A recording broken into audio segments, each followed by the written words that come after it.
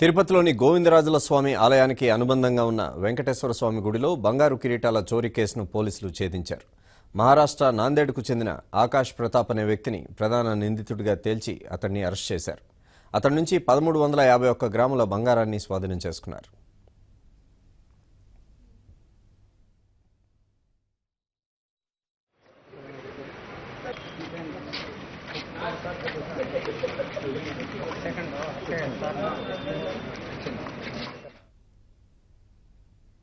ఈ ఏడాది ఫిబ్రవరి 2న తిరుపతి గోవిందరాజుల స్వామి ఆలయానికి అనుబంధంగా ఉన్న వెంకటేశ్వర స్వామి గుడిలో చోరీ జరిగింది. ఉత్సవమూర్తులు వెంకటేశ్వర స్వామి, శ్రీదేవి, భూదేవి విగ్రహాల కిరీటాలు 3 అపహరణకు గురికావడం కలకలం రేపింది. మొత్తం 1351 గ్రాముల బరువు ఉన్న 3 కిరీటాలు చోరీకి గురైనట్లు టీటీడీ అధికారులు పోలీసులకు ఫిర్యాదు చేశారు.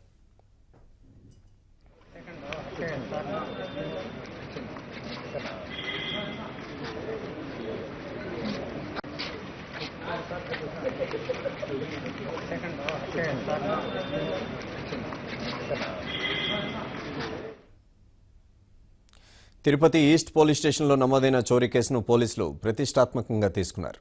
చోరులను పట్టుకునేందుకు 40 మంది పోలీసులతో స్పెషల్ టీమ్స్ను ఏర్పాటు చేశారు.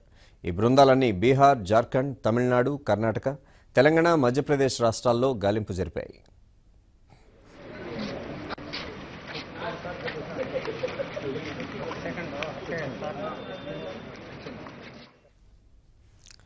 ఆరు రాష్ట్రాల్లో 600కు పైగా సీసీ కెమెరాలను జల్లెడ పట్టిన పోలీసులు చివరకు అనుమానితుడిని గుర్తించారు. అతను రేణిగుంట నుంచి కాచిగూడకు వెళ్లినట్లు పక్కాగా ట్రేస్అవుట్ చేశారు.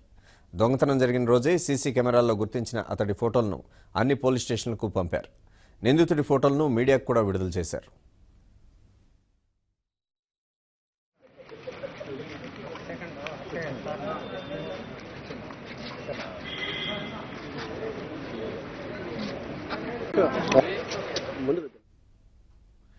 అనుమానితుడి కోసం వేటాడుతోన్న పోలీసులకు మొదటి క్లూ నిజామాబాద్ జిల్లాలో దొరికింది. అతను 2010లో బాల నేరస్తుడిగా పట్టుబడినట్లు తేలింది. అందులోని అడ్రస్ ఆధారంగా అనుమానితుడు మహారాష్ట్ర నాందేడ్కు చెందిన ఆకాష్ ప్రతాప్గా గుర్తించారు. అతడిపై నిఘా వేసి ట్రాక్ చేశారు. నాందేడ్లో మీడియా సహకారం కూడా తీసుకున్నారు. అక్కడ పోస్టర్లు కూడా అంటించారు.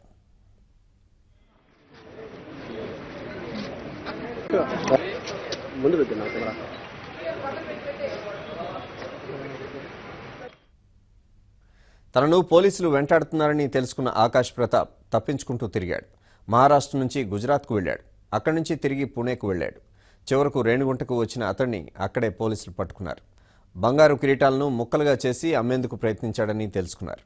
మొత్తం 1351 గ్రాముల బంగారంతో పాటు ఒక ఐఫోన్ను స్వాధీనం చేసుకున్నారు.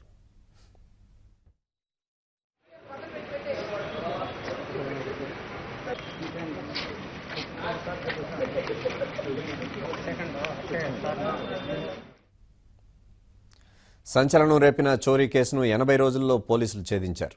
నిందితుడు ఆకాష్ ప్రతాప్కు సహకరించిన అతడి కుటుంబీకులను కూడా అదుపులోకి తీసుకున్నట్లు తిరుపతి అర్బన్ ఎస్పీ అన్బురాజన్ తెలిపారు. వారిపైన కేసులు నమోదు చేయనున్నట్లు తెలిపారు. కిరీటాల చోరీలో అర్చకుల పాత్ర లేదని ఆయన స్పష్టం చేశారు. కేసును చాకచక్యంగా ఛేదించిన పోలీసు అధికారులను, సిబ్బందిని ఎస్పీ అభినందించారు.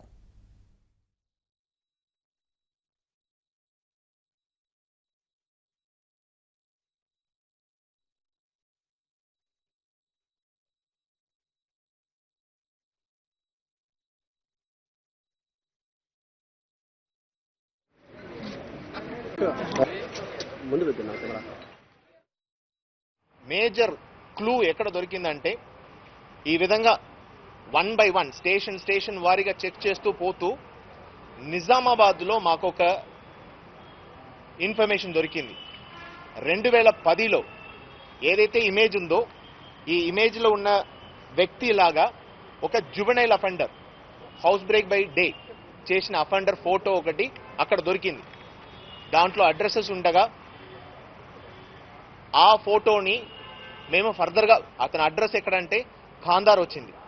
ఖాందార్కి వెళ్తే అక్కడ కన్సర్న్డ్ ఆ పర్సన్ వచ్చేసి లేడు, వాడు ఖాళీ చేసి వెళ్ళిపోయాడు.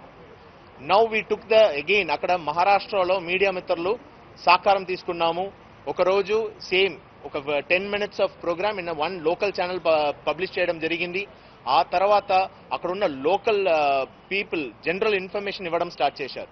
పలానా వ్యక్తి పలానా చోట్ల ఉన్నాడని చెప్పగా మేము 1 by 1 వెరిఫై చేయడం స్టార్ట్ చేశాం.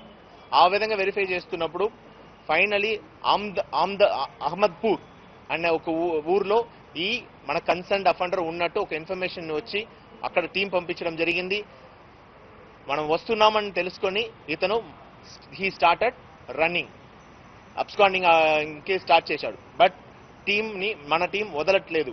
We started tracking him through his cell phone towards he went to Gujarat. అక్కడ నుంచి మళ్ళీ పూణేకి జంప్ అయ్యాడు. పూణే నుంచి మహారాష్ట్ర నుంచి హీ కేమ్ టు, అక్కడ నుంచి మళ్ళీ ట్రైన్ పట్టుకొని హీ కేమ్ టు రేణిగుంట. ఇది మన టీం వెనక నుంచి ఫాలో అవుతూ ఉన్నారు, ఇన్ఫర్మేషన్ ఇస్తూ ఉన్నారు. లోకల్ పబ్లిక్ కూడా అక్కడ నుంచి ఇన్ఫర్మేషన్ ఇస్తూ ఉండగా మనకి ఈ రోజు మంచి ఇన్పుట్ తోటి ఇతన్ని పట్టుకోవడం జరిగింది. తెలుగు